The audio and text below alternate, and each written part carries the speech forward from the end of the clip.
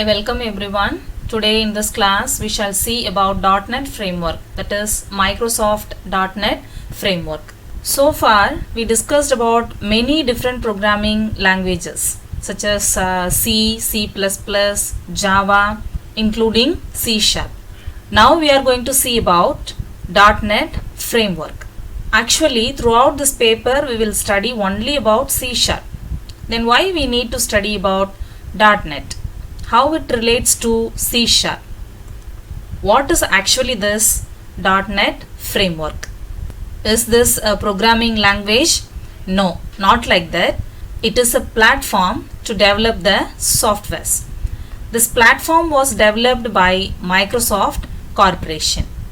This framework is mainly used to create an applications using different type of languages which would run on the Windows platform. The first version of the .NET framework was released in the year 2002. The first version was named as 1.0 and the current version is 4.7.1. This .NET framework can be used to create both form-based and web-based applications. What is form-based? Already we discussed while we study about Java. We discussed about these things: desktop applications, web-based applications, those things. So here what is form-based application?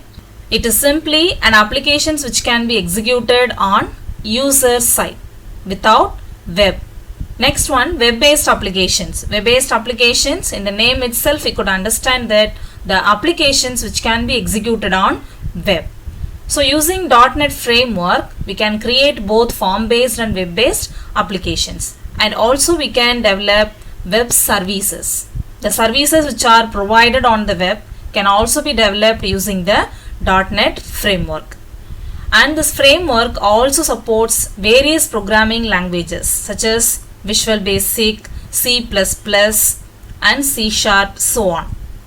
Next, let us discuss the .NET framework architecture.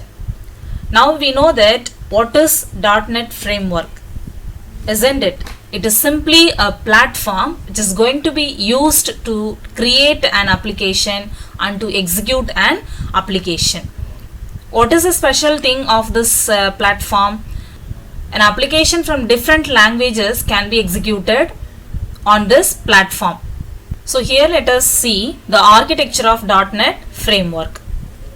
This architecture contains three partitions. The base one, CLR, that is Common Language Runtime.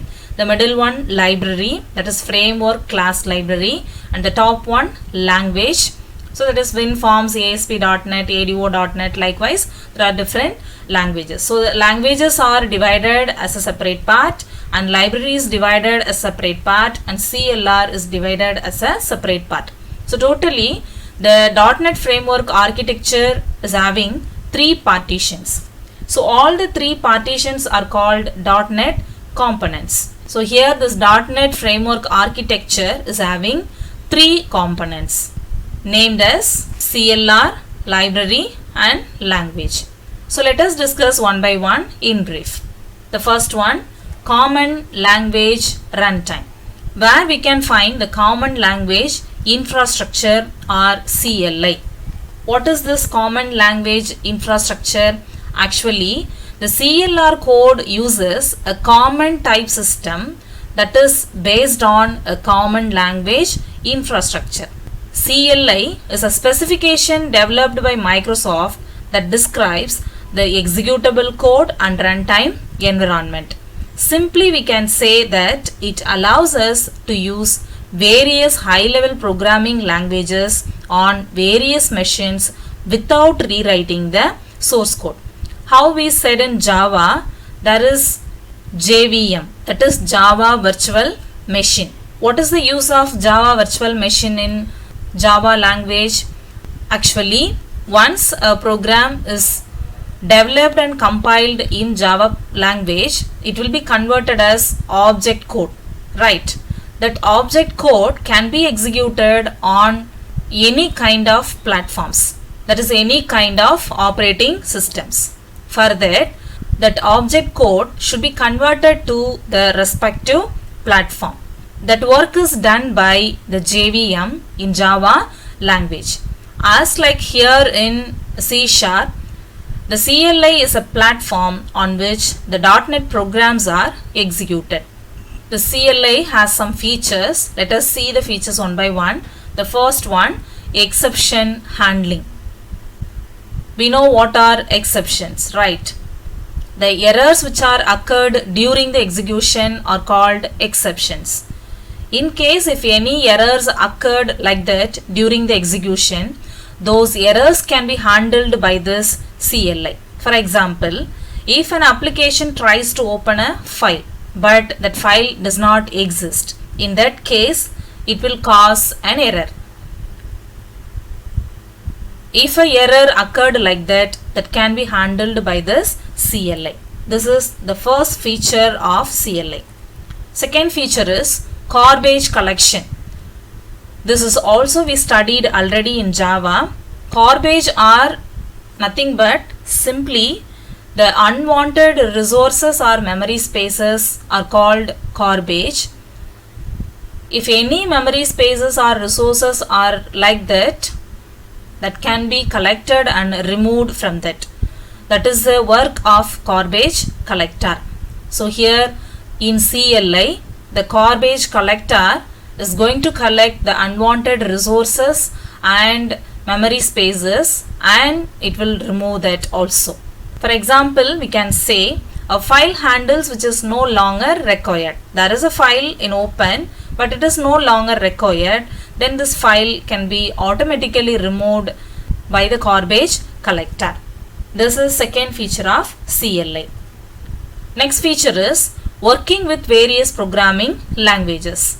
As we said already, using this .NET platform, we can create an application in different languages. A developer can develop an application in a variety of .NET programming languages. So we listed some of the languages in the beginning itself. So here you can see a diagram. This is what language. These are compilers. This is what the CLI. Okay, first you just see language part. Here two languages are given, VB.NET and C#. We can use either VB.NET or C# or some other languages like C++ to develop an application.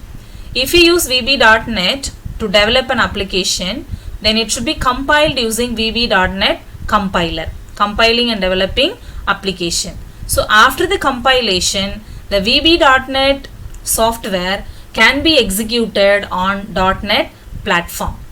And likewise here you can see C#. Using C#, if we develop an application, it should be compiled using C# compiler. After the compilation, it can be executed on .NET platform. So this is what the pictorial representation for working with various programming languages. So these three are the key features of CLI, that is Common Language Infrastructure, which is on CLR. The next component is class library. So it is a second component of .NET Framework architecture. We saw the first component, that is CLR. The second component is class library. As we studied in some other languages, library may contain the predefined methods and functions. Whenever user needs the predefined methods or functions, they can use from the library. Likewise, here the .NET Framework also includes a set of standard class libraries. Those libraries can be used whenever user wants that. For example, a class library with methods to handle all file level operations. To handle the file level operations, there are predefined methods. Likewise, to read the text from a file, there are predefined methods, and also to write text to a file, there are predefined methods. So for these file handling operations, we can use the predefined methods and functions from the class library. The next component of .NET Framework architecture is languages. The .NET Framework language is classified based on the types of applications that can be developed on this platform. The classifications are as follows. First one, WinForms. This is used for developing form-based applications. As we said already, the applications which can be executed on user side is called form-based applications. So to develop those kind of applications, developer can use WinForms. For example, we can say Notepad is an example of client-based application or form-based applications. Next language is ASP.NET. This language is used for developing web-based applications. Web-based applications are nothing but the applications which are going to be executed on server side, that is with the help of browser such as Internet Explorer, Chrome or Firefox, like that. So the applications which are going to be executed on server side using the web are called web-based applications. So to develop those kind of applications, developer can use ASP.NET. Next language is ADO.NET. This type of language is used to develop the applications to interact with databases or to connect with databases such as Oracle or Microsoft SQL Server. So these are the databases. Oracle, Microsoft SQL Server are known as databases. If an application needs to be connect with database, then the developer can use ADO.NET to write the source code.